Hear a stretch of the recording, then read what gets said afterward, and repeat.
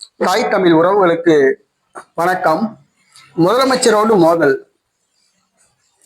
பிரபல கட்சி கூட்டணியிலிருந்து விலகுகின்றது என்ற தலைப்பில் இந்த காணொளியை நாம் காண்கிறோம். முதலமைச்சரோடு மோதல், பிரபல கட்சி கூட்டணியிலிருந்து விலகுகின்றது. கேரளாவில் மார்க்சிஸ்ட் கம்யூனிஸ்ட் கட்சி கூட்டணி ஆட்சி செய்து வருகிறது.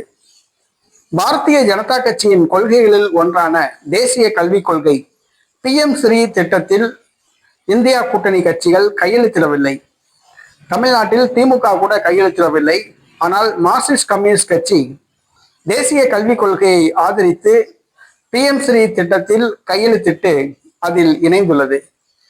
இது மார்க்சிஸ்ட் கம்யூனிஸ்ட் கட்சியின் கூட்டணி கட்சியான இந்திய கம்யூனிஸ்ட் கட்சிக்கு அதிருப்தியை ஏற்படுத்தியுள்ளது.